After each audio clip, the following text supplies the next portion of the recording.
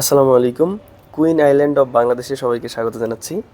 আমরা এখন যে জায়গাটাতে আছি সেটা হচ্ছে তুলাতুলি ট্যুরিস্ট স্পট। এটা ভোলা সদর থেকে 20 টাকা অটো ভাড়া দিলেই এই জায়গাটাতে নামাই দিবে। এটা ধনিয়া উপজেলায়।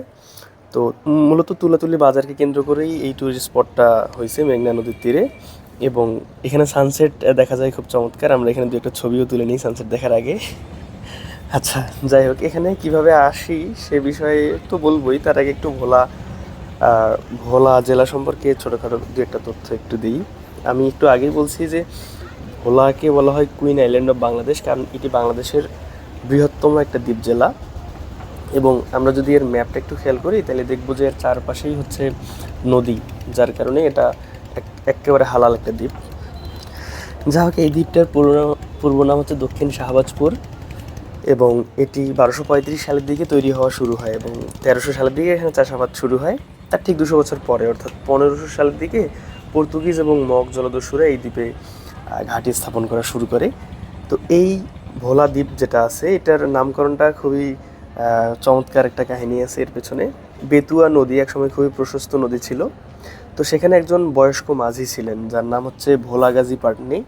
আবার অনেকে মনে করেন ওনার নাম হচ্ছে ভোলানাথ বাবু, যিনি হচ্ছে বেতুয়া নদী পারাপার মানে খেয়া পারাপার করতেন আর কি। তো ওনার নাম অনুসারে মূলত ভোলা জেলার নামকরণ করা হয়। তো এই জেলাটি পরিপূর্ণ জেলা হিসাবে 1984 সাল থেকে কার্যক্রম শুরু করে, এবং এর আগে 1822 সালে বাকেরগঞ্জ জেলার আন্ডার এটা ছিল, এবং 1869 সালে নোয়াখালীর একটা পার্ট হিসেবে ভোলা জেলাটি ছিল। ভোলা জেলায় মোট উপজেলা হচ্ছে 7টি এবং সংসদীয় আসন 4টি, যার একটিতে অর্থাৎ ভোলা সদরের এমপি ছিলেন একসময়ে আন্দালিব রহমান পার্থু। ওনাকে মোটামুটি পুরো বাংলাদেশ এখন এক নামেই চেনেন।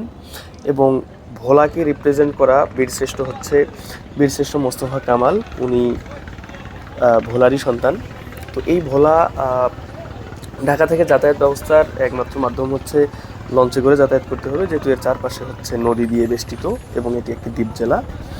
এবং এই ভোলা ঘুরতে এসে আপনি আশেপাশে আরও বেশ কয়েকটা জায়গায় ঘুরতে পারবেন, যেমন মোস্তফা কামাল স্মৃতি জাদুঘর, তারপর হচ্ছে নিজাম হাসিনা মসজিদ খুবই চমৎকার, গরিবের দুবাই নামে একটা জায়গা আছে, তারপরে খেয়াঘাট, ইলিশা ঘাট, তারপরে স্বাধীনতা জাদুঘর, এরকম বেশ কিছু জায়গা আছে আপনি একদিনে ঘুরে ফেলতে পারবেন।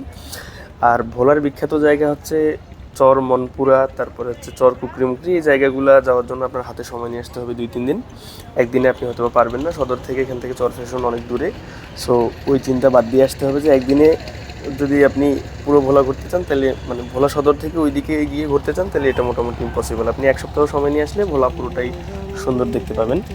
তো যাই হোক, এই ছিল ভোলা সম্পর্কে একটু ছোটোখাটো তথ্য।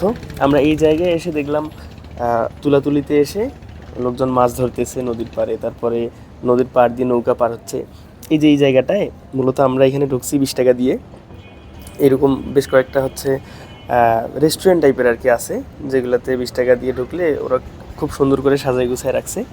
আপনি এখান থেকে সানসেটটা খুব চমৎকারভাবে দেখতে পাবেন। আপনি যদি মনে হয় যে এখানে বসে চা কফি খাবেন বা কোনো কিছু খাবেন, তাইলে অর্ডার করলে ওনারা নিয়ে আসবে। তো এই হচ্ছে মোটামুটি তুলাতুলি ট্যুরিস্ট স্পট সম্পর্কে হালকা কিছু কথাবার্তা। আমরা আজকে এখানেই শেষ করতেছি। ধন্যবাদ সবাইকে। আসসালামু আলাইকুম।